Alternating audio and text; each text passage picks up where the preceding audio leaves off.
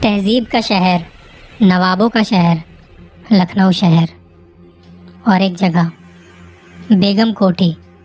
जी हाँ, बेगम कोठी की सबसे खौफनाक कहानियों में से एक कहानी है ये। लेकिन कहानी से पहले थोड़ा आपको इस जगह के बारे में बताना चाहूँगा।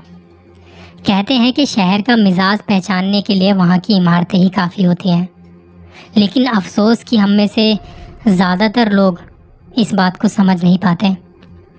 हमारे शहर में ही तमाम ऐसी कोठियाँ हैं जिन पर भले ही वक्त की धूल जम चुकी हो, लेकिन उनकी एक एक ईंट में इतिहास आज भी सांस लेता है।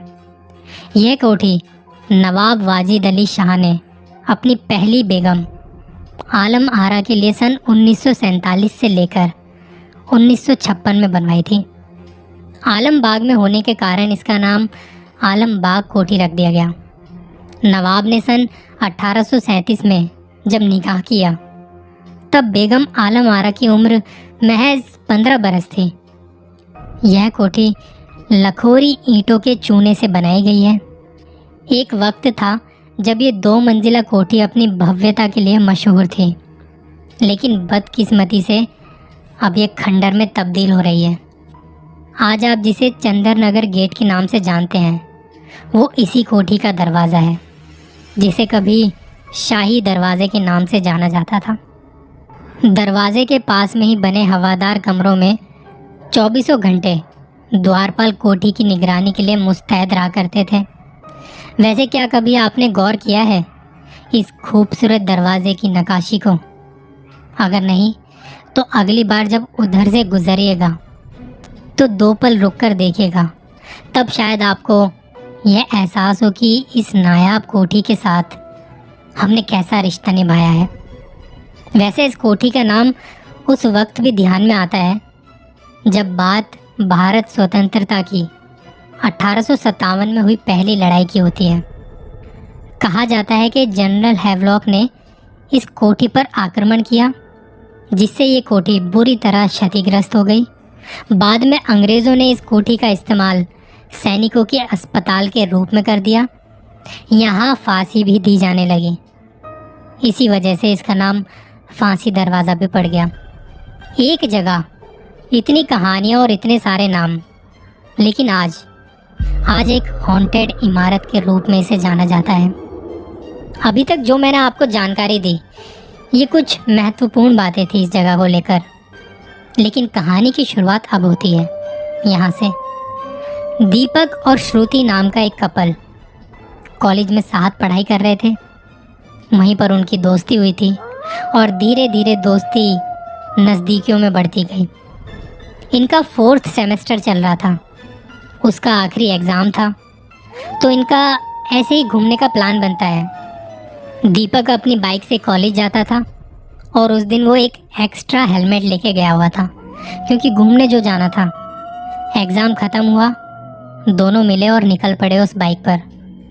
दीपक ने बताया कि उन्होंने इस बेगम कोठी के बारे में बहुत कुछ सुना था, लेकिन वो जब उस रास्ते से गुज़र रहे थे तो ख्याल आया कि आज इसमें चलते हैं, देखते हैं कैसी है ये कोठी।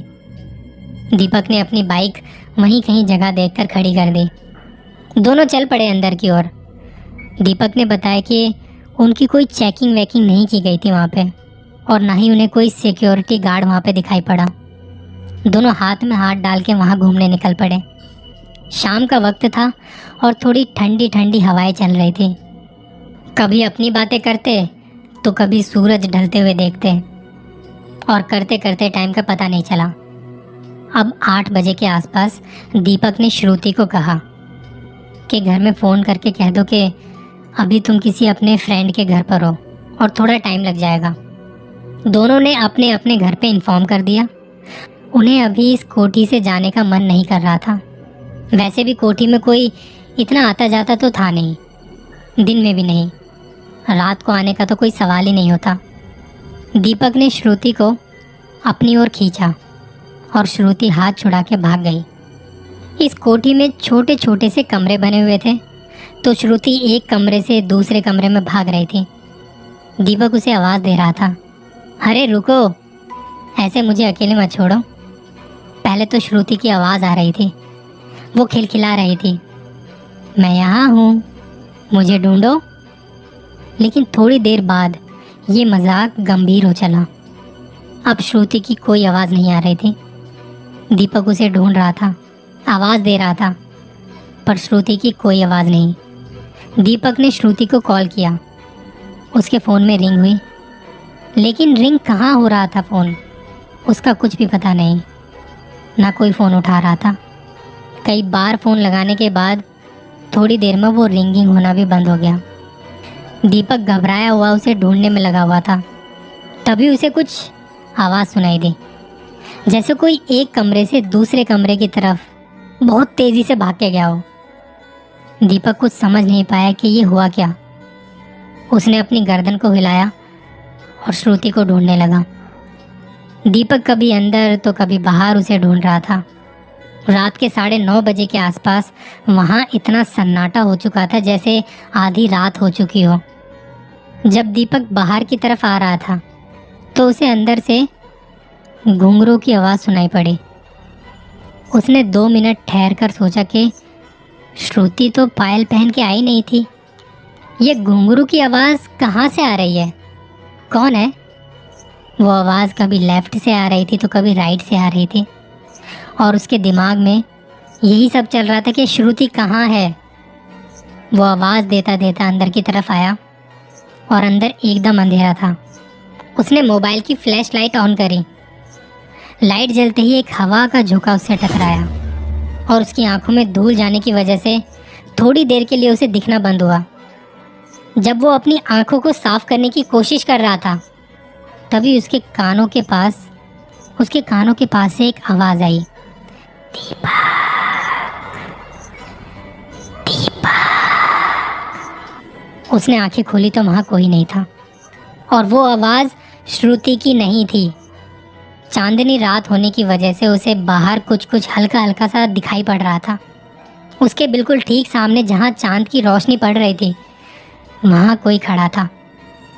दीपक थोड़ी देर बस वहीं बैठ गया, हाथों से पसीना पोंछ रहा था, और जैसे ही उसने अपना सिर उठा के सामने देखा तो अब वहाँ कोई नहीं था। लेकिन अब उसके बिल्कुल पीछे से किसी के बहुत तेज़ दौड़ने की आवाज़ आने लगी, और उसे लग रहा था कि कोई उसकी तरफ दौड़ कर आ रहा है। उसने जैसे ही पीछे देखा, एक ज़ोर की आवाज़ के साथ उससे कुछ टकराया और सब शांत। अब कोई आवाज़ नहीं। दीपक गिर पड़ा और तभी उसे श्रुति की आवाज़ सुनाई दी, दीपक, कहाँ हो तुम? देखो मैं बाहर खड़ी हूँ, आ जाओ यार, घर चलते हैं, मुझे बहुत डर लग रहा है यहाँ, मेरा फ़ोन कहीं गुम हो गया है। दीपक ने उसे आवाज़ दी, मैं अंदर हूँ। जल्दी से श्रुति उसकी आवाज़ सुन के उसके पास आई। उसने रोते हुए कहा, कहाँ चली गई थी तुम? मैं तो तुम्हें बहुत देर से आवाज़ दे रही थी, मुझे लगा तुम कहीं चले तो नहीं गए, पर मुझे तो तुम्हारी कोई आवाज़ नहीं सुनाई दी। और तुम्हारा फ़ोन? दीपक, फ़ोन को छोड़ो, मैं यहाँ से जाना चाहती हूँ बस। हम दोनों बाहर बाइक तक आए, मैंने श्रुति को पानी पिलाया। तुम ठीक हो ना? हाँ हाँ, तुम बस चलो यहाँ से। उसके बाद हम दोनों वहाँ से चले गए। हमारी ज़िंदगी का सबसे खौफनाक दिन था वो। बेगम कोठी के बारे में बहुत कुछ सुना था। लोग कहते थे कि वहाँ कुछ है, रात को कभी वहाँ मत जाना। हमसे शायद वो भूल हो गई थी, हमें वहाँ रात को नहीं रुकना चाहिए था। मैंने श्रुति को घर छोड़ा और उसे सॉरी कहा। श्रुति ने कहा, तुम ठीक हो ना? मैंने हाँ में गर्दन हिलाई और वो चली गई। मैं सारे रास्ते यही सोचता आ रहा था कि वो था क्या, वो क्यों था। लोग शायद सच कहते हैं कि बेगम कोठी में रात के वक्त बिल्कुल भी मत जाना।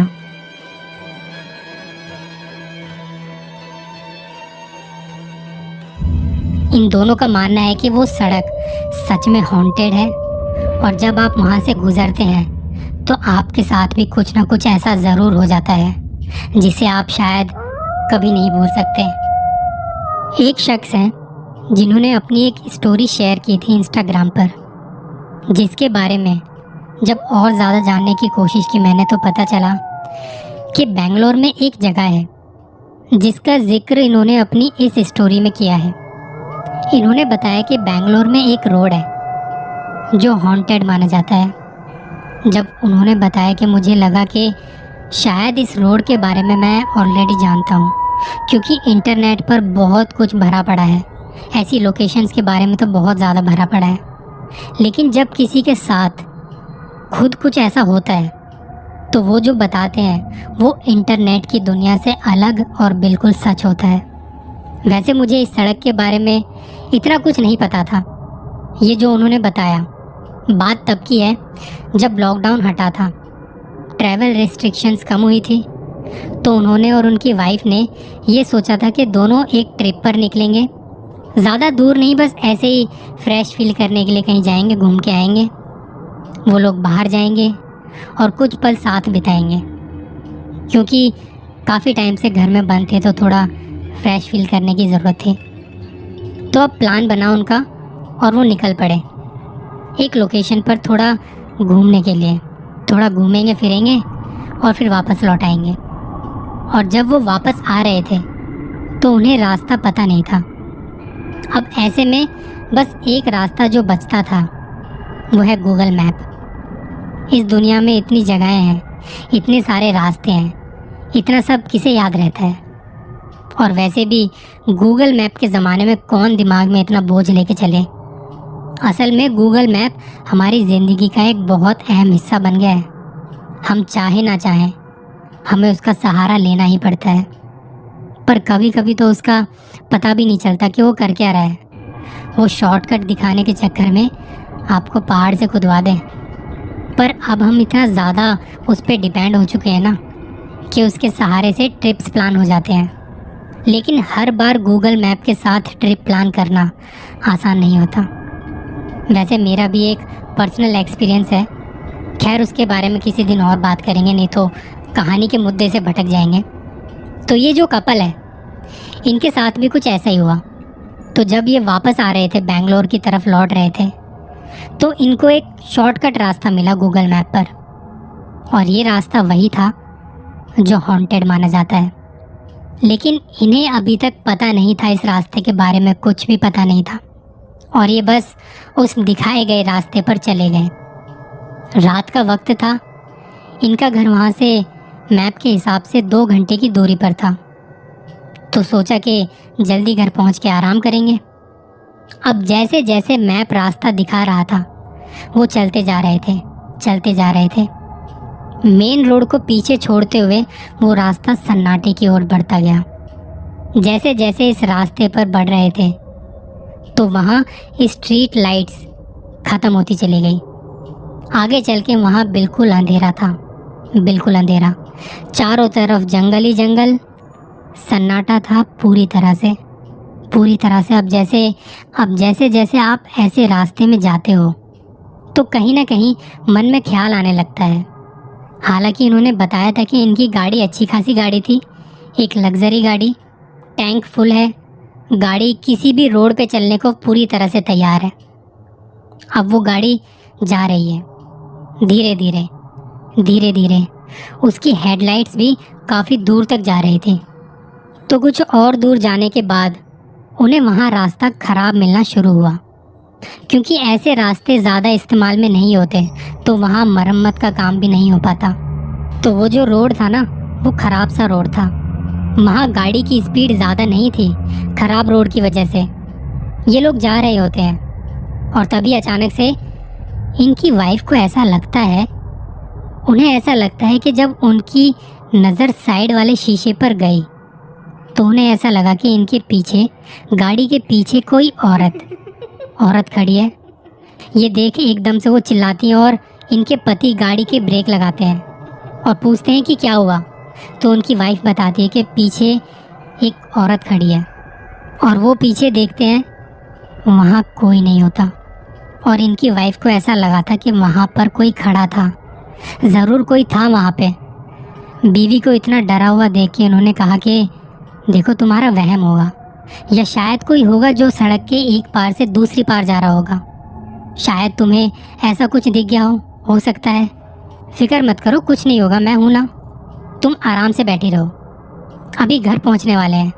पर इनकी वाइफ बहुत ज़्यादा डर चुकी थी और जल्दी से घर पहुंचाने के लिए कहा। अब इस बात को शांत करते हुए इन्होंने गाड़ी स्टार्ट की और वापस से चल दिया आगे की ओर। अब गाड़ी वही धीरे धीरे जा रही है और आगे एक मोड़ आया उल्टे हाथ की तरफ। अब जैसे ही गाड़ी आगे उल्टे हाथ की तरफ मुड़ती है तो इन्हें भी ऐसा लगा कि पीछे कोई औरत खड़ी है। ये इन्हें भी दिखा। अब जैसे ही इन्हें वो साया दिखा, इन्होंने गाड़ी रोकी, भाग के बाहर निकले और देखा तो वहाँ कुछ नहीं था। लेकिन इस बात के बाद इन्हें बहुत ज़्यादा डर लग गया। वो बाहर इसलिए निकले थे कि उन्हें पता करना था कि ऐसा कुछ है या नहीं है, पर वो भी डर गए थे। कुछ देर के लिए तो बस वो खड़े रह गए। कुछ समझ नहीं आया कि उन्हें क्या हुआ। थोड़ी देर में बीवी ने शीशा नीचे करके उन्हें वापस बुलाया, तब जाके उन्हें होश आया और वो वापस से गाड़ी की तरफ आए। जल्दी से गाड़ी में बैठे, सारे शीशे ठीक से बंद किए, गाड़ी को अच्छे से लॉक किया, सीट बेल्ट लगाई, अपनी वाइफ को कहा तुम आंखें बंद करके बस अपनी आंखें बंद करके बैठी रहना, सीट बेल्ट लगा लो। ये सब कहने के बाद उन्होंने उसी खराब रोड पर, उसी खराब रास्ते पर गाड़ी को भगाना शुरू किया। जहाँ पहले 15-20 की स्पीड थी, अब वहीं पर 60-70 की स्पीड थी। उन्होंने कुछ नहीं सोचा कि गाड़ी को क्या होगा, कुछ नहीं सोचा, कुछ भी ख्याल नहीं आ रहा था। बस वो गाड़ी को लेके भाग रहे थे। उन्होंने वहाँ जितनी मैक्सिमम स्पीड रख सकते थे वो गाड़ी को भगाते रहे। गाड़ी भगाते भगाते उनकी नज़र पड़ती है मिरर में, जो स्टीयरिंग के ऊपर जो बीच वाला मिरर होता है सामने। वो देखते हैं कि पीछे, गाड़ी के पीछे इतनी तेज़ स्पीड में एक औरत भागती हुई गाड़ी की तरफ आ रही है और गाड़ी की स्पीड से भी तेज़। आप सोच सकते हैं कि गाड़ी 80-90 पर क्या भागती है, और वो गाड़ी की स्पीड से भी तेज़ भाग रही थी और गाड़ी के पास आ रही थी। इन्होंने गाड़ी को और तेज़ भगाना शुरू किया और देखते ही देखते वो आगे एक रोड पर पहुंच गए, मेन रोड पर, जहां पर और भी गाड़ियां नज़र आ रही थी। 2-3 किलोमीटर चलने के बाद वो सड़क वहां पे ख़त्म होती है। आगे कोने पर एक पुलिस वाला खड़ा था और चाय वाले की दुकान थी। वहां पहुंच के उन्होंने गाड़ी रोकी और गाड़ी के बाहर आके पुलिस वाले से बात की और उन्हें बताया कि वहाँ पर क्या हो रहा है। दोनों ने खुद को शांत करते हुए पानी पिया और वहाँ पुलिस वालों ने उनके हिसाब से पुलिस वालों ने जो बताया कि इस रास्ते पर आए दिन ऐसे हादसे होते रहते हैं। तो पहले तो आप डरिए मत। आशा करता हूँ कि आपको कोई नुकसान नहीं हुआ, लेकिन सिर्फ आप ही नहीं, बहुत सारे लोग ऐसे हैं जो इस रास्ते पर रात के समय आते जाते हैं। और उन्होंने भी बताया है कि यहाँ के बारे में कुछ अजीब अजीब चीज़ें देखने की बात उन्होंने कही है। आपसे पहले 3 लोग और हैं जिन्होंने कहा है कि वहाँ पे एक औरत को देखा है और कुछ ना कुछ अजीब हुआ है उनके साथ। मैं पिछले कई महीनों से यहीं पे ड्यूटी कर रहा हूँ और असल में वो रास्ता थोड़ा सन्नाटे भरा रास्ता है। तो लॉकडाउन के टाइम पर यहाँ देखना होता था कि कोई शराब वगैरह ना पी रहा हो। यहाँ पे आकर, ऐसी जगहों पर आकर अक्सर पार्टियाँ होती हैं, इसलिए पुलिस वाले यहाँ देख रेख बराबर करते रहते हैं। तो तब से वहाँ कुछ लोगों ने शिकायत की है एक औरत को देखने की जो गाड़ियों का पीछा करती है। अब वहाँ उन कपल के साथ और इस पुलिस वाले के बीच में ये बातचीत हुई और थोड़ी देर रुकने के बाद वो दोनों वहाँ से निकल गए अपने घर के लिए। इस बात को आज महीनों गुजर चुके हैं, साल गुजर चुके हैं, लेकिन अब तक वो दोनों इस हादसे को भूले नहीं हैं। इन दोनों का मानना है कि वो सड़क सच में हॉन्टेड है और जब आप वहाँ से गुजरते हैं तो आपके साथ भी कुछ ना कुछ ऐसा ज़रूर हो जाता है जिसे आप शायद कभी नहीं भूल सकते, कभी भूल ही नहीं सकते। इसके बारे में थोड़ी और डिटेल देखने की कोशिश की मैंने इंटरनेट पर, तो पता चला कि बेंगलोर में एक हॉन्टेड लोकेशन है, एक हॉन्टेड रोड है, एक सड़क जहाँ वो औरत है। ये जगह जो है, ये जो रोड है, बेंगलोर के आउटस्कर्ट्स में है। आप कभी वहाँ से गुजर रहे हैं तो रात में उस रास्ते से बचें और अपना कोई भी ट्रिप प्लान करने से पहले वहाँ के बारे में थोड़ा ज़रूर जान लें, अच्छे से छानबीन कर लें, क्योंकि हर बार गूगल सही हो ये ज़रूरी नहीं। अपना ख्याल रखिएगा। और इसके बाद जो पायलट ने एयर होस्टेस को बताया वो रोंगटे खड़े कर देने वाला था, एक औरत की और एक उसके बच्चे की। डर वो नहीं होता जब लोग हमें डराते हैं, असली डर वो होता है जब हम सच में डर जाते हैं। कहानी शुरू होती है मैंगलोर से। एक फ़्लाइट जो कि मैंगलोर से दुबई जाने को निकलती है। शाम के तकरीबन 7 बजे फ़्लाइट वहाँ से टेक ऑफ करती है और कुछ इंस्ट्रक्शन के दौरान आगे बढ़ने के बाद यानी तकरीबन 7:30 PM पर ये जो फ़्लाइट थी लगभग 35,000 फीट की ऊंचाई पर थी। जी हाँ, 35,000 फीट की ऊंचाई पर यह फ़्लाइट हवाओं से बातें कर रही थी। शाम के 7:30 बजे अंधेरा भी हो चुका था। फ़्लाइट अपने सही टाइम पर और एकदम सही तरीके से वहाँ ऊपर हवा में थी। तभी अचानक से एक पैसेंजर का एयर होस्टेस के पास फ़ोन आता है। वो होता है ना, आपको कुछ चाहिए हो या कोई दिक्कत हो तो आप एयर होस्टेस को बता सकते हैं। तो ऐसे ही एक एयर होस्टेस के पास फ़ोन आता है एक पैसेंजर का। एयर होस्टेस फ़ोन उठाती है। पैसेंजर उन्हें बताते हैं कि प्लेन के विंग पर जो बाहर उसके पंख होते हैं उस पर कुछ है। एयर होस्टेस ने बोला क्या है? पैसेंजर ने कहा पता नहीं, कुछ ठीक से दिख नहीं रहा, लेकिन प्लेन के विंग पर कोई बैठा हुआ है। एयर होस्टेस ने उसकी बातें सुन के कहा सर ऐसा कैसे पॉसिबल है? मे बी आपको कोई थकान है या आपको नींद आई होगी। ऐसा कुछ नहीं है सर, आप बेफिक्र रहिए। कभी ध्यान दिया हो तो आपने देखा होगा कि जो प्लेन के विंग होते हैं उस पर एक लाइट लगी होती है जो कि लगातार ब्लिंक कर रही होती है। तो उस टाइम पर उस पर रोशनी जाती है, बाकी टाइम कुछ दिखाई नहीं देता क्योंकि अंधेरा बहुत था। ऐसे में बाहर कुछ देखना पॉसिबल था ही नहीं। लेकिन जब वो लाइट ब्लिंक करती है और जब उस ब्लिंक होती लाइट में पैसेंजर को कुछ दिखाई दिया तो उसे लगा कि शायद उसका वहम है, पर उसने फिर थोड़ा और फोकस करके थोड़ा ध्यान से देखा तो वो एकदम सहम सा गया। उसने बताया कि इस विंग पर कोई औरत बैठी है और उसके हाथ में एक बच्चा भी है। एयर होस्टेस बोलती है सर क्या मजाक कर रहे हैं आप? एयर होस्टेस जल्दी से पैसेंजर की सीट पर जाती है और खिड़की के बाहर देखती है तो वहाँ कुछ नहीं था। तो वो पैसेंजर बोलता है कि नहीं, मैंने अभी एक औरत को देखा था, उसके हाथ में एक छोटा सा बच्चा भी था। एयर होस्टेस बोलती है सर हम 35,000 फीट की हाइट पर हैं, प्लेन की स्पीड इतनी तेज़ है, इसके विंग पर कोई कैसे बैठ सकता है? पैसेंजर को भी लगा कि हाँ यार ये कैसे पॉसिबल है, शायद मुझे कोई वहम हुआ होगा। एयर होस्टेस बोली सर आप आराम कीजिए, ऐसा कुछ नहीं है। ऐसा कह के वो चली गई। थोड़ी देर में किसी दूसरे पैसेंजर का जो विंडो सीट पर ही था उसका कॉल आता है। एयर होस्टेस बात करती है तो वो पैसेंजर भी वही बताता है कि प्लेन के विंग पर कोई बैठा है जिसके हाथ में उसका बच्चा है। एयर होस्टेस बोलती है सर आप क्या बात कर रहे हैं? हाँ मैं सही कह रहा हूँ, तुम आके देखो यहाँ पे। वो पहुँचती है तो वहाँ पे कोई नहीं। वो पैसेंजर बोलता है कि मैंने अभी किसी औरत को उस प्लेन के विंग पर देखा था और उसके हाथ में एक बच्चा भी था। अब एयर होस्टेस को कुछ समझ में नहीं आ रहा था क्योंकि थोड़ी देर पहले किसी और पैसेंजर ने भी यही बात बोली थी। उसे कुछ समझ नहीं आया। तब भी उसने बोलना शुरू किया। उसने बोला सर इतनी ऊंचाई पर और बाहर का टेम्परेचर भी इतना कम है, ऐसे में कोई बाहर सरवाइव कर ही नहीं सकता, और वो भी उड़ते हुए प्लेन के विंग के ऊपर। आप कैसी बात कर रहे हैं? ऐसा पॉसिबल ही नहीं है।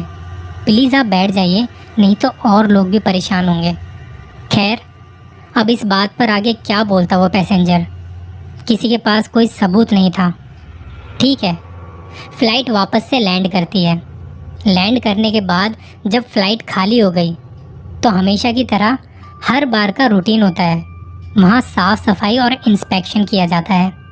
तब जो उस फ़्लाइट का पायलट था वो एयर होस्टेस के पास आता है तो वो पूछता है कि सब सही था ना फ़्लाइट में? तो एयर होस्टेस ने बताया कि सब कुछ ठीक था, लेकिन कुछ पैसेंजर ऐसा बोल रहे थे जब हम 35,000 फीट की हाइट पर थे तो वो कहते कि प्लेन के विंग पर कोई औरत बैठी हुई है जिसके हाथ में बच्चा है। ये सुनते ही पायलट थोड़ा चुप सा हो गया और इसके बाद जो पायलट ने एयर होस्टेस को बताया वो रोंगटे खड़े कर देने वाला था। असल में क्या होता है, जो प्लेन होते हैं ना, उसके कार्गो में जो सामान होते हैं उनकी पूरी लिस्ट पायलट के पास होती है। तो पायलट ने वो लिस्ट हाथ में ली और हाथ में लेते हुए बताया कि इस लिस्ट के अंदर 2 डेड बॉडीज़ हैं, एक औरत की और एक उसके बच्चे की। इस औरत की डिलीवरी के टाइम डेथ हो गई थी और ये दोनों बॉडीज़ दुबई में उनके हस्बैंड को डिलीवर करने के लिए ले जाया जा रहा था। मतलब कि रात को प्लेन के विंग पर जो औरत थी वो शायद वही औरत थी अपने बच्चे के साथ। क्या आप बिलीव कर सकते हैं, ऐसा किसी ने देखा होगा या ऐसा हुआ होगा? आपके साथ ऐसा हो और आपको सच्चाई पता चले तो आपकी क्या हालत होगी? कुछ लोग बिलीव करेंगे, वो करते हैं ऐसी बातों पर, और सच कहूँ तो मैं भी करता हूँ। आपका क्या कहना है इसके बारे में, बताना ज़रूर।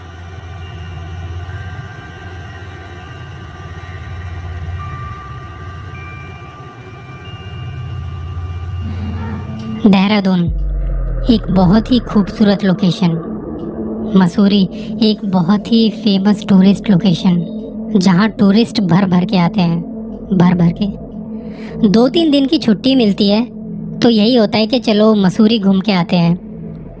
देहरादून और मसूरी के बीच में एक जगह पड़ती है, एक ऐसी जगह जिसके बारे में बहुत सारी बातें हैं। इस जगह का नाम बताने से पहले आपको कुछ और बताना चाहूँगा कि ऐसा कहते हैं ये जगह एक चुड़ैल के कब्ज़े में है। जी हाँ, सही सुना आपने, एक चुड़ैल के कब्ज़े में। इस जगह को अपने कब्ज़े में करके बैठी है। इस बात पर यकीन करना थोड़ा मुश्किल हो सकता है, खासकर उन लोगों के लिए जो इन सब बातों को बकवास मानते हैं। अब देखिए, आप माने ना माने, पर कुछ चीज़ें ऐसी होती हैं जिन पर हमारा बस नहीं। कई बार ऐसी चीज़ों पर रिसर्च करने के लिए टीमें बनाई जाती हैं। ठीक ऐसे ही इस जगह की इन्वेस्टिगेशन करने के लिए एक टीम बनाई गई। अब ये जो टीम बनाई जाती हैं, इनको अपने दिमाग को हर तरीके से खुला रखना पड़ता है कि क्या पता सच में वहाँ पे कुछ हो, क्या पता या शायद कुछ ना भी हो, बस बकवास भरी बातें। तो इन्हें उस हिसाब से खुद को तैयार करना होता है। अब इस टीम को जो लीड कर रहे हैं, ये कहानी उनकी ज़ुबानी। जब मैंने इस जगह के बारे में रिसर्च करना शुरू किया तो कुछ लोगों का कहना है कि इस जगह पर एक रात में 2000 मजदूर एक साथ मारे गए थे, और कुछ लोगों का तो यहाँ तक कहना है कि मरने वालों की संख्या इससे कई ज़्यादा थी। अब आप अंदाज़ा लगा सकते हैं ये जगह कितनी बड़ी होगी। लेकिन ये जो भी बातें थी, इनका कोई पुख्ता तौर पर सबूत नहीं था। इसके बारे में लोगों ने सिर्फ कहानियाँ बनाई थी, और कहानियों के ऊपर यकीन करना थोड़ा मुश्किल हो जाता है। जब मैंने सोचा कि इस लोकेशन के बारे में और पता लगाना चाहिए, तब पहले तो मुझे पूरी जानकारी जुटानी पड़ी, और तब उस वक्त मुझे ये 20,000 की मौत जो हुई थी, 20,000 लोगों की मौत वाला वाक़या सामने आया। अब मैं आपको बताना चाहता हूँ इस जगह का नाम, लंबी देहार माइंस। ऐसी ही ना जाने कितनी ही कहानियों से भरा पड़ा है ये लंबी देहार माइंस। कहा तो ये भी जाता है कि अगर आप यहाँ से कार या बाइक लेके निकलते हैं तो आपके साथ कुछ ना कुछ अनहोनी ज़रूर हो जाती है।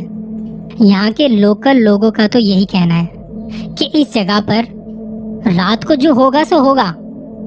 अगर आप वहाँ से निकल रहे हैं, लेकिन इस जगह पर दिन में भी जाने से खतरा लगा रहता है, और यहाँ के लोग इस बात को बहुत मानते हैं क्योंकि इस जगह को वो चुड़ैल कभी नहीं छोड़ेगी और ना यहाँ कुछ बसने देगी।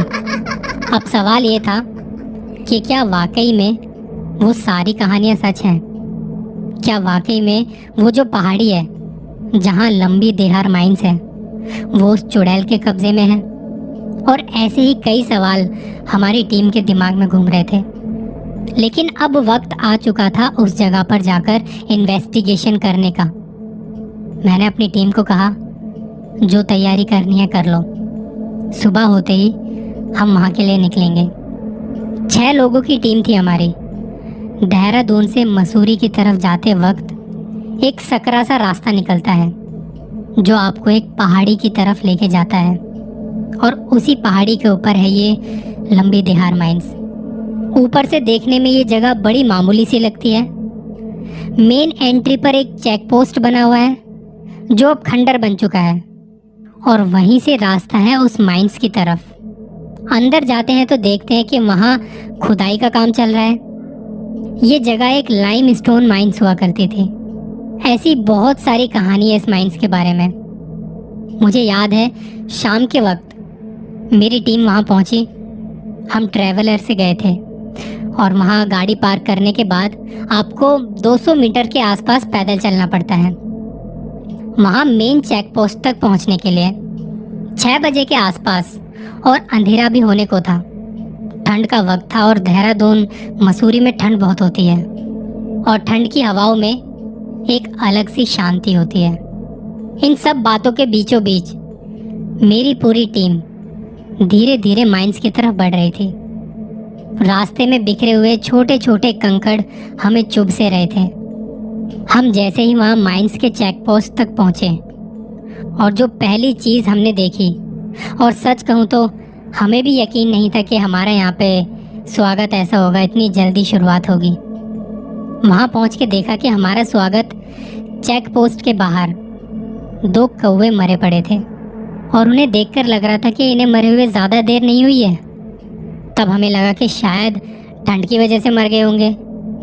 अब इस बात को ज़्यादा तूल ना देते हुए सोचा कि क्यों ना थोड़ी रोशनी में ही इस माइन को ऊपर से देख लिया जाए, ताकि रात के वक्त जब यहाँ पे आए तो पता हो कि कौन सा रास्ता किधर जाता है, और हम सही रास्ते के सहारे नीचे उतर जाएं, क्योंकि अंधेरा होता है तो वहाँ पे कुछ दिखेगा नहीं। ये सोचकर ही हम ऊपर से माइंस का मुआयना करने लगे। दीवारें टूटी हुई थी, और वहाँ से ये खूबसूरत शहर उस वक्त उतना ही खतरनाक लग रहा था कि बता नहीं सकते। वहाँ की हवा ही कुछ अजीब थी, क्योंकि जब आप वहाँ जाते हो तो होता है ना, कई जगहों पर आपके साथ नेगेटिविटी फील होती है। वहाँ भी कुछ अजीब और नेगेटिव तो था। शायद कुछ तो ऐसा है जो आपको अंदर ही अंदर मजबूर कर रहा है उस जगह से चले जाने के लिए। आपको लगता है कि क्या कर रहे हैं यहाँ पे, हम यहाँ पे क्यों हैं। एक अजीब सी घबराहट और बेचैनी सी आपके अंदर दौड़ उठती है। कहीं ना कोई गड़बड़ तो थी वहाँ। ये सब बातें कहीं नहीं जा सकती। जब आप वहाँ जाते हैं तो आप खुद महसूस करेंगे। वहाँ की हवा में ही कुछ अजीब और अलग सा एहसास आपको महसूस होता है, और उस वक्त मुझे और मेरी टीम को भी ये चीज़ें महसूस होने लगी थी। हम सभी चिड़चिड़े से हो गए थे, कुछ ना कुछ बड़बड़ाए जा रहे थे। हम जब ये इन्वेस्टिगेशन करते हैं तो हमें खुद को तैयार करना होता है कि किसी भी सिचुएशन में हमें अपने दिमाग को कंट्रोल में रखना है, और आपको खुद को शांत रखते हुए वो सारी इन्वेस्टिगेशन करनी है, और लॉजिक ढूंढना है इन सब वजहों का। नहीं तो आपको वो सब कहानियाँ सच होती दिखाई देंगी। मैंने पहले तो खुद को शांत किया और टीम को कहा कि हम अगर यहाँ हैं तो हमें ये इन्वेस्टिगेशन शांत रहते हुए कंप्लीट करनी है। इस पूरे इन्वेस्टिगेशन के दौरान हमने अपने दिमाग में एक प्लान बना लिया था कि रात के वक्त किस रास्ते से कहाँ जाना है। इन सारी तैयारियों के साथ जब हम बाहर निकले तो तभी अचानक से मेरी नज़र खुद मुड़ के उस जगह पर गई जहाँ उन कौवों की लाश पड़ी थी, और जब हमने वो देखा तो अब वहाँ पर एक लाश गायब थी। इसके देखने के बाद जो पहली चीज़ दिमाग में आई कि हम इतनी देर से यहाँ पे हैं, कोई आया गया नहीं, कोई जानवर भी नहीं, हमने किसी को देखा नहीं, तो जब कोई आया गया नहीं तो वो एक लाश गई कहाँ। फिर लगा कि शायद हमने ध्यान न दिया हो, कोई जानवर आके उसे ले गया हो। इस बात को सोच के जैसे ही हम बाहर की तरफ मुड़े तभी क्या देखते हैं कि उस मरे हुए कौवे में कुछ हलचल हुई। हम उसे देख रहे थे और पहली चीज जो दिमाग में आ रही है कि क्या ये जिंदा है, तभी अचानक से एक जोर की फड़फड़ाहट के साथ वो एक दीवार की तरफ चला गया। जब हमने उसे उड़ते हुए देखा तब देखते हैं कि उस दीवार पर एक और कौवा बैठा है। तब समझ में आया कि शायद ये दोनों कौवे मरे हुए नहीं थे। उस वक्त बहुत सारे ख्याल मन में आ रहे थे, लेकिन ज़्यादा ध्यान ना देते हुए अपने कदम बाहर की तरफ बढ़ा लिए हमने।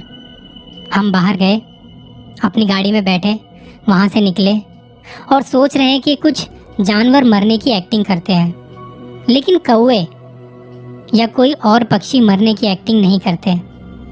ऐसा करने वाली पक्षियों में सिर्फ बत्तख होती है, वो भी बहुत मजबूरी में ऐसा करती है।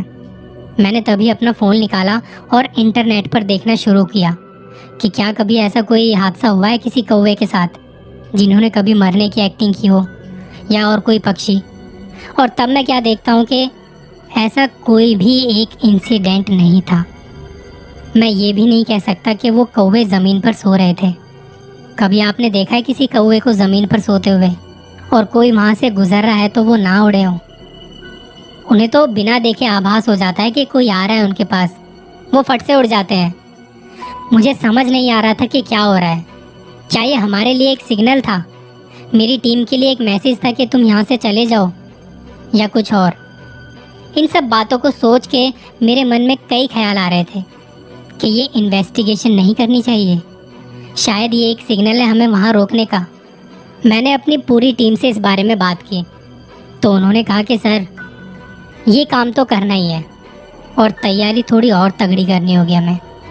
बातें करते करते हम अपने होटल पहुंच गए। सबने साथ बैठकर खाना खाया और सोने चले गए। मैंने रात के 11:30 बजे का अलार्म लगाया और अपनी टीम के सबसे एक्सपीरियंस बंदे को कहा, इस इन्वेस्टिगेशन में बस हम दोनों चलेंगे। उसने थोड़ी देर मुझे देखा और कहा, ठीक है सर। चलना कब है? मैंने कहा, आज रात 12 बजे के आसपास।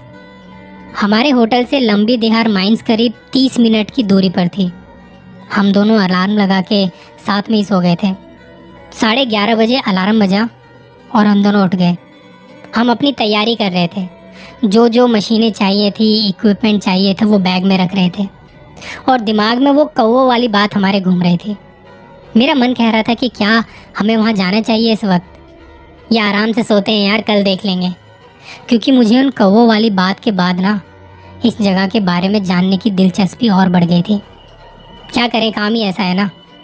मैं और मेरा साथी थोड़ी देर बैठे और हमने सोचा कि जाना चाहिए या नहीं, और तब दोनों ने डिसाइड किया कि बिल्कुल जाना चाहिए। एक बार पता तो लगाया जाए कि वहाँ पे होता क्या है, ज़्यादा से ज़्यादा क्या होगा।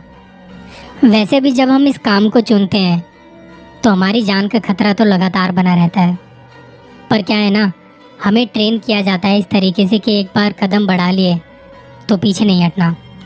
हम दोनों उठे, आंखें बंद की और एक लंबी सांस लेके निकल पड़े। आज इस हवा का मतलब समझ आ रहा था, सांस लेने का मतलब समझ आ रहा था। हमारी ट्रैवलर अपनी स्पीड में मसूरी की खूबसूरत पहाड़ियों से नीचे उतर रही थी और वहाँ से नज़ारा बेहद खूबसूरत था। गाड़ी में बस 3 लोग, ड्राइवर, मेरा साथी और मैं। गाने चलाए हुए थे, लेकिन वहीं बाहर एक खामोशी, रात के अंधेरे में सन्नाटे को चीरती हुई हमारी गाड़ी। मैंने और मेरे साथी ने कुछ ना सोचते हुए बस खुद को शांत करते हुए वहाँ पहुँचने का इंतज़ार कर रहे थे, एक मजबूती के साथ। अब हम थोड़ी देर के बाद उस जगह पर वापस पहुँच चुके थे। अब फ़र्क ये था कि वो जगह रात के वक्त बहुत खतरनाक, बहुत ज़्यादा डरावनी लग रही थी। वहाँ शांति तो थी, लेकिन वो जगह आपके कानों में कुछ कहना चाहती थी। कई बार सन्नाटे आपको हिला के रख देते हैं, तूफ़ान से पहले की शांति जैसे होती है ना, और जब तूफ़ान आता है तो पता नहीं क्या क्या ही उड़ा के ले जाता है, हम सोच भी नहीं सकते। हम दोनों ने फिर से वहीं से आके शुरुआत की जहाँ पे वो कौवे देखे थे हमने टॉर्च की रोशनी में यहाँ वहाँ देखने की कोशिश की, लेकिन कुछ दिखा नहीं। ये देखना ज़रूरी है क्योंकि वहाँ पर और भी कई सारे जानवरों का खतरा बना रहता है, जिससे आपकी जान को खतरा हो सकता है। आपको बहुत बारीकी से देखना होता है, क्योंकि कुछ चीज़ें आपको वार्निंग नहीं देती, वो सीधा ही आप पर हमला कर देती हैं। हम दोनों चेक पोस्ट की तरफ पहुँचे। हमने सोचा जितना नीचे जा सकते हैं हम जाएंगे। वो माइंस थी तो बहुत गहरी, पर बिल्कुल नीचे जाने तक हमें शायद इतनी ठंड में ऑक्सीजन की ज़रूरत पड़े। धीरे धीरे हम दोनों नीचे जा रहे थे। जैसे जैसे हम नीचे उतरते गए वो सन्नाटा और बढ़ता गया।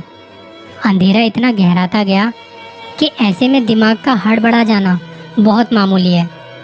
उस वक्त दिमाग में यही चल रहा है कि आज बहुत कुछ यहाँ के बारे में पता चल जाएगा। अब आपके पास वहाँ नीचे उतरने के लिए कोई सीढ़ी तो है नहीं, बस आपको बहुत धीरे धीरे चट्टानों या पहाड़ों को पकड़ते हुए नीचे उतरना होता है। हम वही कर रहे थे। करीब 40 फीट तक नीचे उतरने के बाद पहली खुली जगह देखी, जिसे देख के लगा कि शायद ये वो जगह होगी जहाँ पे मज़दूर जब आते होंगे तो वो यहाँ आराम करते होंगे, क्योंकि ये माइंस जैसा कि मैंने बताया बहुत गहरी है। उस जगह पर यहाँ वहाँ टॉर्च मारते हुए देखा तो वहाँ पर दिखती है एक कब्र। जी हाँ, वहाँ माइंस के अंधेरे में एक कब्र, जिस हिसाब की वो कब्र थी, जो उसका साइज था, देखकर लग रहा था कि किसी बच्चे की कब्र है।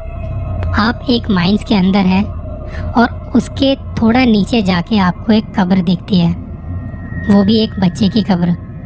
ये बात बिल्कुल समझ में नहीं आई। आसपास कुछ पुरानी रस्सियाँ, लोहे के कुछ औजार पड़े हुए थे। ज़रा सोच के देखिए, आप एक ऐसी माइंस में हैं जिसके बारे में कहा जाता है कि 20,000 मजदूर एक रात में मर गए थे और आप वहाँ अकेले हैं। आपके पास कुछ है तो एक टॉर्च। ऐसे घने अंधेरे में आपको कुछ भी हो जाता है तो कोई पूछने वाला भी नहीं है कि क्या हुआ, वो गया कहाँ। कुछ बता भी नहीं सकते आप किसी को। बताना क्या, किसी को पता भी नहीं चलेगा। और ऐसे हालात में आपको दिखती है एक बच्चे की कब्र। वहाँ चारों तरफ अंधेरा, सन्नाटा पसरा हुआ है और कुछ अजीब सी आवाज़ें, कुछ कीड़े और रात में चमगादड़ों की आवाज़ जो आती है। ऐसे में एक छोटे से कीड़े की आवाज़ भी इतनी तेज़ आपके कानों तक आ रही है कि आपका दिमाग बस ये बोल रहा है कि तू निकल यहाँ से, निकल जा। हम दोनों बहुत धीरे धीरे चलते जा रहे हैं और तभी अचानक से पीछे से एक आवाज़, ऐसा लगा जैसे किसी ने पत्थर फेंक के मारा हो। हम तभी पीछे पलटे, टॉर्च से देखने की कोशिश की, लेकिन वहाँ पे कोई नहीं था। कुछ अगर वहाँ पे नज़र आया तो एक पतला सा रास्ता जो शायद वहाँ और नीचे ले जा रहा था। हम दोनों उस आवाज़ को फॉलो करते हुए उसके पीछे जाते हुए उस रास्ते पर हो लिए। धीरे धीरे हमें पता था कि हम इस माइंस के और नीचे जा रहे हैं और गहराई में, और वहाँ दिखाई पड़ रहा है कि कुछ जगह बनी हुई है, जैसे कुछ जहाँ कुछ लोग बैठ सकते हैं। हम दोनों वहाँ बैठ गए। टॉर्च की बैटरी डाउन हो रही थी। हमने एक एक करके उनकी बैटरी चेंज की। एक्स्ट्रा टॉर्च अपने साथ लेके गए थे और बैटरियाँ भी थी। हम जहाँ रुके थे वो एक सुरंग थी जहाँ वो बैठने की जगह बनी हुई थी। हमारे लेफ़्ट और राइट में कुछ नहीं। हम लगातार टॉर्च से देखे जा रहे थे। अब उस सुरंग के बीच में बस हम दोनों बैठे थे। अब वो सुरंग जहाँ से नीचे जा रही थी, हम दोनों ने महसूस किया कि उस सुरंग के भीतर से कुछ आवाज़ें आ रही हैं। हमने दोनों हाथों में टॉर्च पकड़ी और बस बैठे हुए हैं।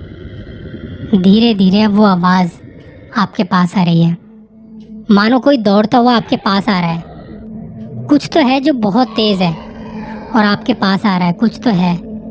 जैसे जैसे वो आवाज़ हमारे करीब आ रही थी, हमने मन ही मन सोच लिया था कि मानो आज ही हमारी ज़िंदगी की आखिरी रात होने वाली है।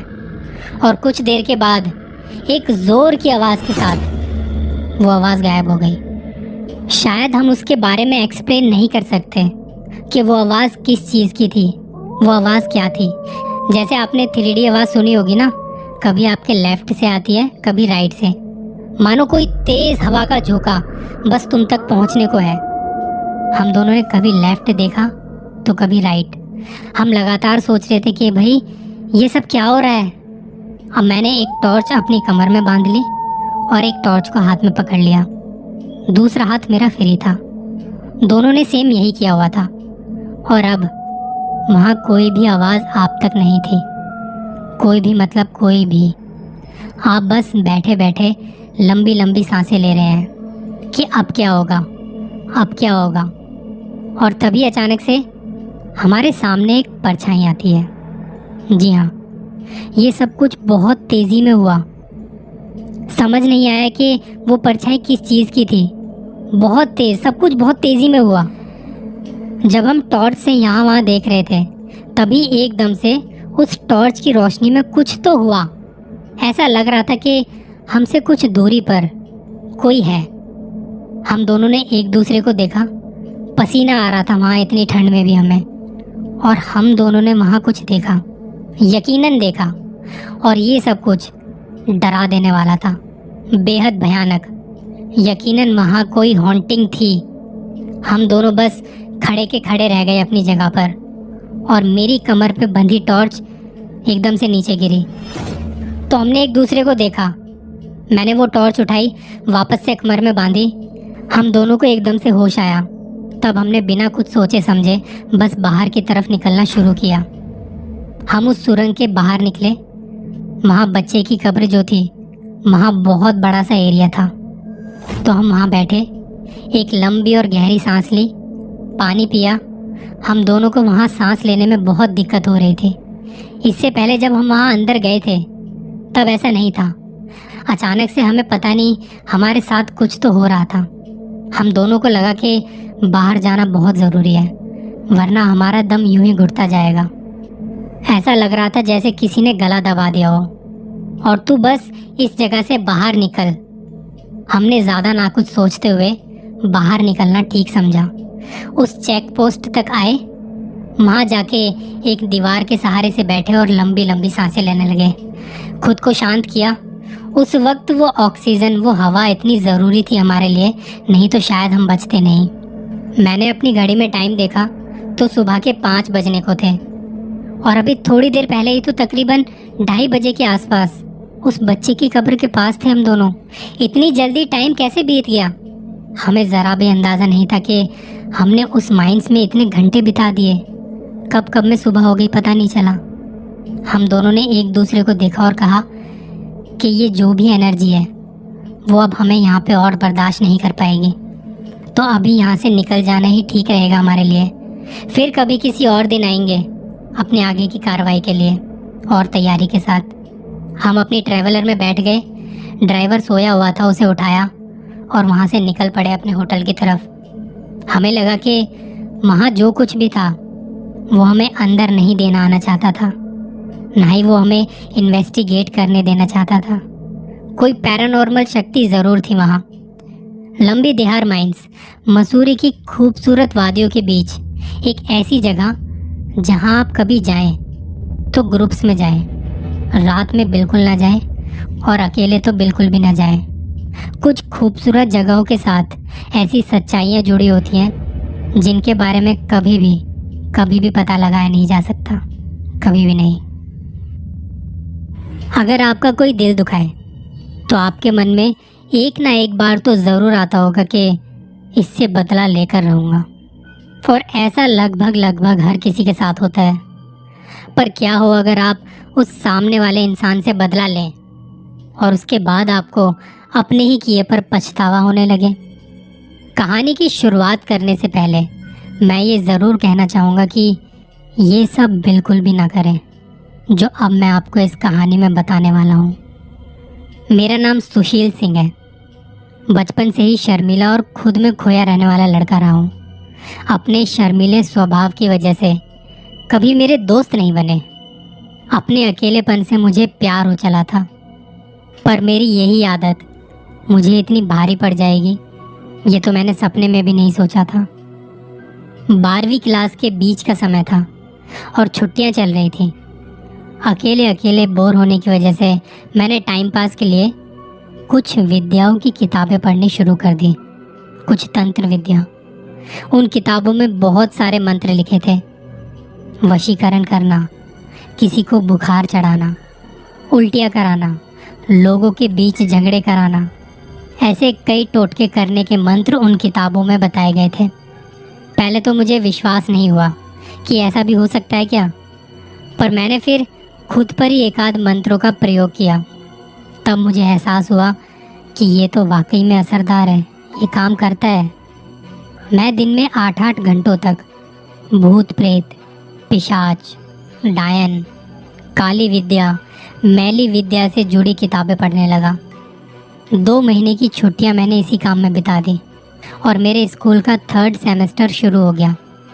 स्कूल में घुसते ही मैंने अपने सहपाठियों पर उन विद्याओं को आजमाना शुरू कर दिया। सोच लिया था कि अब जो टीचर डांटेगा वो गया। किसी ने कुछ कहा तो उसके सर में दर्द कर देता था। कई दोस्तों पर गुस्सा आने पर मैंने उन्हें क्लास में ही खून की उल्टियां करवा दी थी। दोस्तों को तो छोड़ो, मैंने अपने पापा पर भी एक जादू टोना किया था, जिसके प्रभाव से वो मुझे कभी पैसे देने के लिए मना नहीं करते थे। मैंने और ज़्यादा घोर साधना करने वाले तांत्रिकों से संपर्क किया। उन लोगों को अपनी तंत्र मंत्र वाली शक्तियाँ दिखाई। उन्होंने कहा कि अगर मैं भूत प्रेत की साधना शुरू करूं तो और भी शक्तियाँ पा सकता हूँ। मैं फ़ौरन तैयार हो गया। उन लोगों ने मुझे ऐसी अदृश्य शक्तियों से संपर्क करने के तंत्र मंत्र बताए। मेरी साधना शुरू करने के तीसरे ही दिन मेरे घर में कुछ भयानक आत्माएं घूमने लगीं और मेरे मंत्रों पर किसी गुलाम की तरह नाचने लगीं। मैंने एक दिन अपने पड़ोस में रहने वाली लड़की को उन विद्या से एक प्रेत से टकरा दिया, क्योंकि वो लड़की मुझे बिल्कुल भी भाव नहीं देती थी। और फिर मेरी ये नादानी मुझे बहुत भारी पड़ गई, क्योंकि वो प्रेत मेरे बुलाने पर आ तो गया था लेकिन वापस नहीं लौटा। उसने उस लड़की के शरीर में वास कर लिया और मैं ये तो बिल्कुल नहीं चाहता था। मैं तो सिर्फ उसे सबक सिखाना चाहता था। पर अब मामला गंभीर हो चला। वो प्रेत उस लड़की का खून चूसने लगा था। वो पूरी तरह पागल सी होने लगी थी। रात रात भर वो चिल्लाती रहती थी, रोती रहती थी। उसकी भयानक चीखें अब मेरा दिल दहलाने लगी थी। मुझे खुद से घिन आने लगी थी। समझ नहीं आ रहा था कि क्या करूं, किससे मदद मांगूं कि उस बेचारी लड़की की हालत ठीक हो सके। फिर मुझे ख्याल आया, उन अघोरियों के पास जाता हूं, शायद वहां से कुछ रास्ता निकल आए। उन अघोरियों ने जो कहा वो सुनकर मेरी सांसें अटक गई और मेरे हाथ पांव फूलने लगे। उन्होंने कहा कि ज़रूर इसका इलाज हो सकता है, पर अब वो प्रेत उस लड़की का खून और मांस चख चुका है। वो प्रेत अब आत्मा नहीं रही। उसे वहाँ से निकालकर किसी और के शरीर में जगह देनी होगी, और वो कोई या तो तुम हो सकते हो या फिर तुम्हारे घर का कोई व्यक्ति, क्योंकि प्रेत ज़िद्दी होते हैं। वो अपना मनपसंद शरीर तब छोड़ते हैं जब उसे भेजने वाला या उसका कोई सगा अपने शरीर में उसे जगह दे। और उस अघोरी ने ये भी कहा कि प्रेत के चंगुल में अब वो लड़की कुछ ही दिन जी पाएगी और मरते ही वो भी प्रेत बन जाएगी और तुम्हारे शरीर में रहने और तुम्हारा मांस खाने, खून पीने का उसे पूरा अधिकार होगा, क्योंकि तुमने उस प्रेत को छोड़ा था। अपने पाप मुझे इस कदर डरा रहे थे कि मैं पागल सा होने लगा था। मैंने फैसला किया कि उस प्रेत को मैं अपने ऊपर लूँगा। इस काम में उन अघोरियों ने मेरी मदद की। वही लोग उस लड़की के घर गए और उस बेकसूर लड़की को उस प्रेत से आज़ाद कराया। अब सज़ा भुगतने की मेरी बारी है। आज मैं फिर अकेला हूँ, कभी कभी बीमार भी रहता हूँ, पढ़ाई छोड़ दी है, खुद से नफ़रत सी हो चली है। वो प्रेत मेरे अंदर रह रहा है। इस बात से मुझे बहुत डर लगता है, बहुत। पता नहीं कब वो अपना प्रभाव दिखाना शुरू कर देगा। उन अघोरियों ने कहा कि इस वक्त मेरा मनोबल बहुत मजबूत है, इसीलिए प्रेत प्रभाव नहीं दिखा रहा है, पर वो मेरा मांस खाकर और खून पीकर धीरे धीरे ताकतवर होगा और फिर मेरे कमज़ोर पड़ने पर वो अपना तांडव मचाना शुरू करेगा। मैंने उन अघोरियों से पूछा कि इस प्रेत को मुझसे दूर करने का कोई उपाय नहीं है क्या, यानी कि उसे किसी और इंसान पर छोड़े बिना उसे दूर करना मुमकिन नहीं होगा। तब उन अघोरियों ने कहा कि ये तो तेरे कर्मों की सज़ा है, जब तक तेरे पापों की भरपाई नहीं होगी तब तक तुझे इस बला से छुटकारा नहीं मिलेगा। हाँ, अगर तू और गहरे पापों के दलदल में उतरना चाहता है तो अपने परिवार के किसी सदस्य को चुन ले जिस पर तू इस भयानक प्रेत को छोड़ सके। पर अब मैंने फैसला कर लिया है कि अब से अच्छाई के रास्ते पर चलूँगा और खुद ही अपने पापों की सज़ा भुगतूंगा, चाहे फिर क्यों ना मेरी जान ही चली जाए। आप सब मेरे लिए दुआ करना। ज़िंदगी कई बार आपको संभलने का मौका तक नहीं देती। ऐसे कामों से आपको दूर रहना चाहिए। भले ही थोड़े समय के लिए आपके मन को शांति मिले, लेकिन उसके बाद का जो पछतावा है वो आपको सारी ज़िंदगी जीने नहीं देगा, बिल्कुल भी नहीं। अपना ख्याल रखिएगा।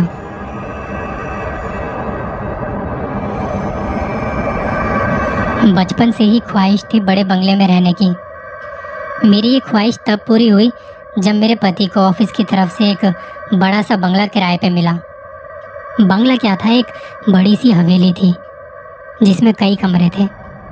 घर के बीच में पुरानी हवेलियों की तरह एक आंगन था जो ऊपर से खुला था। बाहर बड़ा सा बगीचा था और एक पुराना सा पीपल का पेड़। उस पेड़ को देख के बहुत ही अजीब सा एहसास हुआ। कुछ पल उसको बस एक टक देखती रही, फिर अचानक लगा कि किसी ने हल्का सा धक्का दिया हो। पर इस बात पे ज़्यादा गौर ना करते हुए घर के अंदर चली गई। बच्चे तो मानो बहुत खुश थे क्योंकि इतना बड़ा घर उनके लिए वो एक सपना था। वो एक कमरे से दूसरे कमरे में भाग रहे थे। तभी छोटे बच्चे ऋषभ के चिल्लाने की आवाज़ आई। मैं और मेरे पति जो पीछे के कमरे में सामान लगा रहे थे भागकर आंगन में पहुंचे।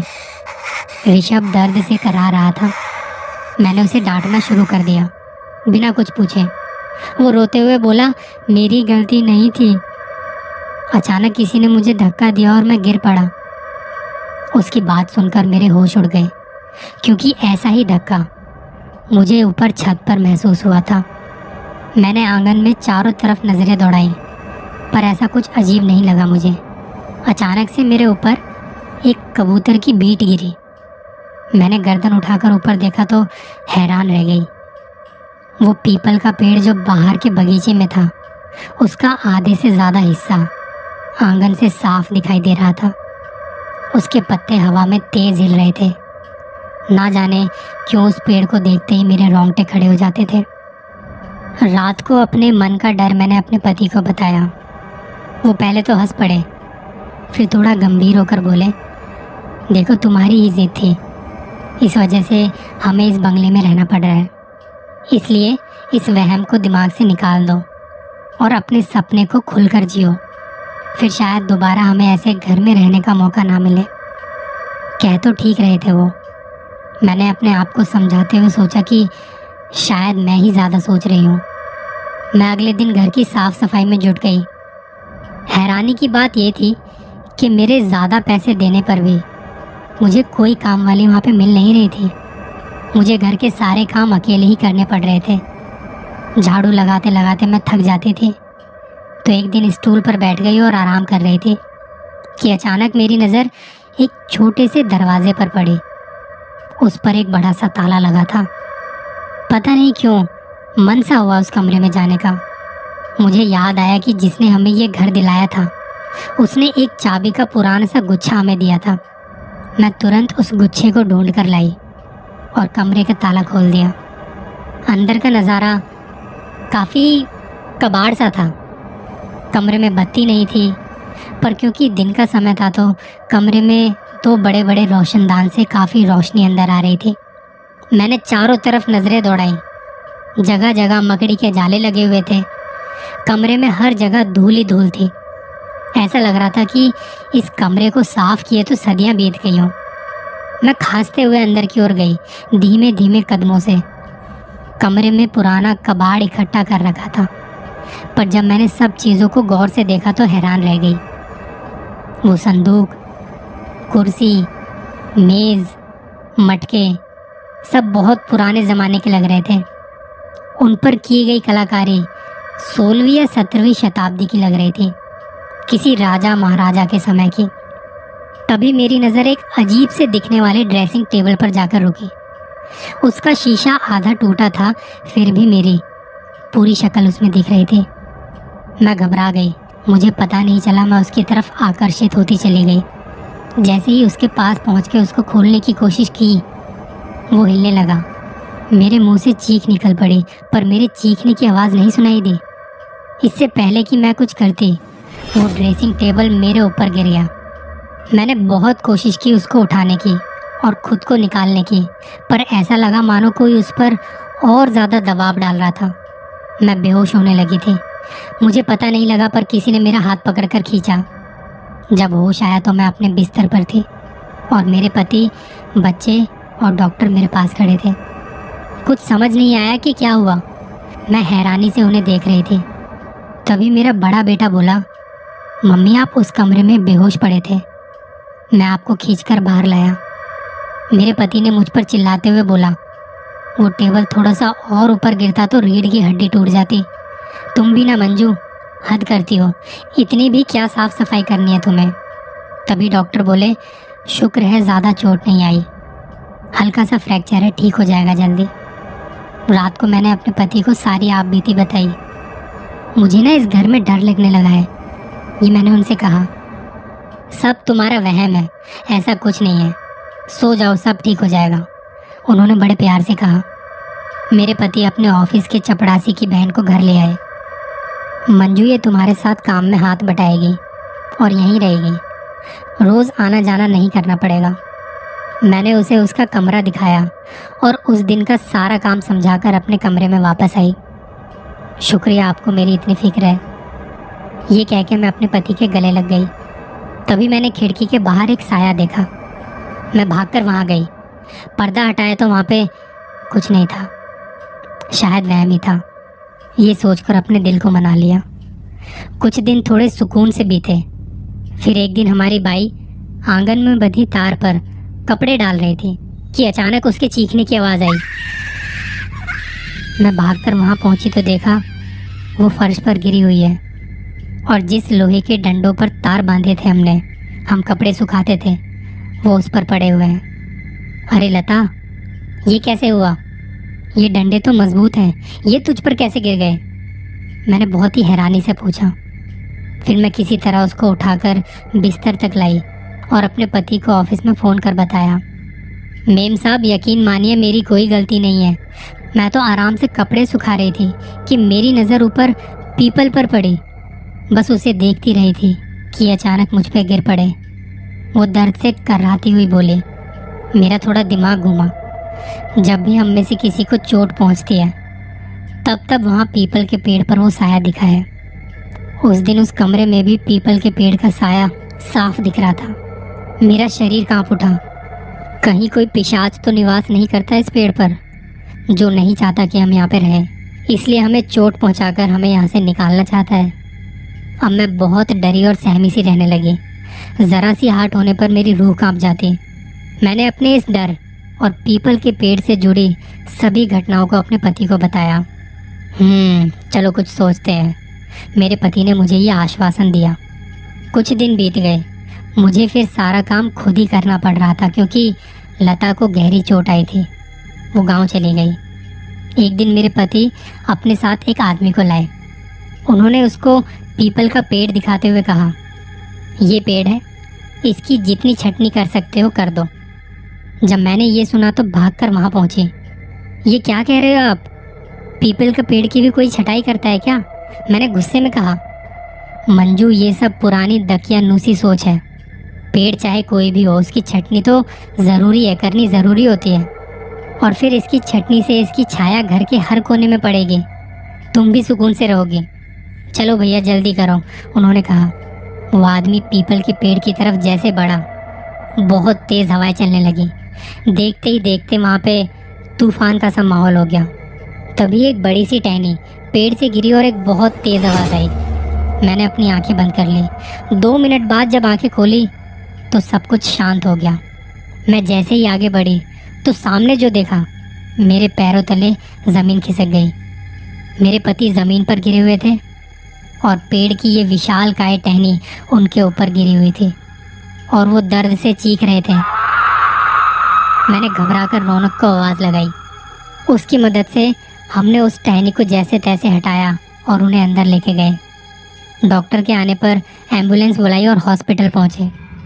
मेरे पति की कमर में फ्रैक्चर आया था। ये सुनकर मैं स्तब्ध हो गई। और कितनों को नुकसान पहुंचाएगा वो पीपल का पिशाच, कोई माने ना माने, पर मुझे यकीन हो चला था कि इस घर में कोई है जो नहीं चाहता कि हम वहाँ पे रहें। उस समय ये सब अपने पति को बोलना ठीक नहीं समझा, पर मैंने अपने मन में ठान लिया था कि जब वो ठीक हो जाएंगे हम ये घर छोड़ देंगे। अब हर रोज़ मेरे हॉस्पिटल के चक्कर लगते थे। एक दिन मुझे थोड़ा सा लेट हो गया। मैंने घर का दरवाज़ा खुला हुआ देखा तो घबरा गई। मैं तुरंत अंदर पहुंच गई। जो देखा वो एक डरावने सपने से कम नहीं था। आंगन में मेरा छोटा बेटा डरा सहमा सा खड़ा था और ऊपर पीपल के पेड़ को देख रहा था। उसके मुंह से आवाज़ नहीं निकल रही थी। मैंने ऊपर देखा तो मेरी सांस हलक में ही अटक गई। मेरा बड़ा बेटा पेड़ से लटका हुआ था। ये देख मेरे मुंह से चीख निकल गई। मेरी चीख सुन रौनक डर गया और उसका हाथ फिसल गया। मैंने फुर्ती से अपने पास वाली चारपाई उसके नीचे कर दी और वो धड़ाम से उस पर गिरा। मैं उसे उठाकर कमरे के अंदर ले आई। उसकी पीठ बुरी तरह लाल हो चुकी थी। मैंने उसकी पीठ की सिकाई करी और हल्दी वाला दूध उसे पिलाकर सुला दिया। अब मेरा यकीन और मजबूत हो गया था। सुबह जब रौनक उठा तो उसने मुझे बताया कि वो ऋषभ के साथ बैडमिंटन खेल रहा था। शटल पेड़ पर अटक गई थी और उसे लेने वो ऊपर चढ़ा था। किसी ने धक्का दे दिया पर वहाँ कोई नहीं था। वो गिरने लगा तो अचानक से उसने एक डाल पकड़ ली। पर तू ऊपर चढ़ाई क्यों? मैंने मना किया था ना उस पेड़ के आसपास भी जाने से। मैंने गुस्से में कहा। वो मम्मी, मेरे और ऋषभ के बीच शर्त लगी थी, बस वो जीतना चाहता था। शर्त जीतने के चक्कर में तुझे कुछ हो जाता तो? मैंने उसे गले लगाते हुए उससे कहा। अब बस, मेरा परिवार और नहीं सहेगा। मैं कल ही यहाँ से चली जाऊँगी। मैं ये सब सोच ही रही थी कि एक परछाई दिखी। मैंने बाहर जाकर देखा तो कोई नहीं था। तभी एक परछाई मुझे गेट पर दिखी। मैं उसके पीछे वहाँ भागी। जैसे ही मैंने मेन गेट पार किया, गेट अपने आप ही बंद हो गया। मैंने घबराकर पीछे मुड़कर देखा तो एक साया घर के अंदर जाते दिखाई दिया। मैंने जैसे ही गेट खोलकर अंदर जाने की कोशिश की, गेट नहीं खुला। मैंने खूब जोर लगाया पर गेट नहीं खुला। मैं पसीना पसीना हो गई क्योंकि बच्चे अंदर थे। मुझे समझ नहीं आ रहा था कि मैं क्या करूं। तभी ऋषभ के चीखने की आवाज़ आई। मम्मी, कहाँ हो आप? मम्मी, मुझे डर लग रहा है। बेटा, मैं बाहर हूँ, गेट नहीं खुल रहा तो हिम्मत रख। रौनक बेटा, जल्दी से आ, मैं चिल्लाकर बोली। पर मुझे लगा कि मेरी आवाज़ ऋषभ और रौनक तक नहीं पहुँच रही थी। मुझे बार बार ऋषभ की आवाज़ आ रही थी पर मेरी आवाज़ उन तक नहीं पहुँच रही थी। मैं असहाय सी गेट पर ही गिर गई। सुबह जब मुझे होश आया तो मैंने फिर गेट खोलने की कोशिश की। इस बार गेट आसानी से खुल गया। मैं भागकर अंदर बच्चों के कमरे में गई। वहाँ देखा तो वो आराम से सो रहे थे। मेरी जान में जान आई। जब वो उठे तो मैंने उनसे पूछा कि रात को क्या हुआ था। मम्मी, कुछ नहीं हुआ था, हम तो आराम से सो रहे थे और हमें आपकी कोई आवाज़ नहीं आई। मैं समझ गई कि उस पिशाच ने मुझे डराने के लिए ये सब किया है। मैंने बच्चों को तैयार होकर आने को कहा। उन्हें लेने में हॉस्पिटल पहुंच गई। वहाँ अपने पति को सब कुछ बताया। डॉक्टर के मुताबिक एक दिन बाद उनका प्लास्टर खुलना था। मैंने तय किया कि उस रात वहीं रुकूंगी अपने बच्चों के साथ। अगले दिन सुबह प्लास्टर खुलने के बाद हम सब घर पहुँचे। मेरा इरादा एकदम दृढ़ था। मैंने सामान बांधना शुरू कर दिया। एक बार फिर सोच लो मंजू, शायद तुम्हारा वहम हो। मैं कुछ नहीं जानती, शायद वहम हो, पर घटनाएं तो कुछ और ही इशारा कर रही हैं। मैं अपने बच्चों की जान खतरे में नहीं डाल सकती। अगर सच में कोई पिशाच हुआ तो? नहीं, अब बस सोच लिया है, हमें उस पिशाच को उसका घर लौटा देना चाहिए। सामान बाद हमारी गाड़ी उस घर के गेट के बाहर निकली। मैंने पीछे मुड़कर देखा। पीपल का पेड़ अब शांत खड़ा था। उसके पत्ते हवा में लहरा रहे थे। ऐसा लगा कि जैसे वो अपनी जीत पर इतरा रहा हो। मेरे मन में उसे देख के बस ये बात आई, अब ये तब तक शांत रहेगा जब तक कोई दूसरा रहने वाला यहाँ नहीं आ जाता। और हम वहाँ से चले गए।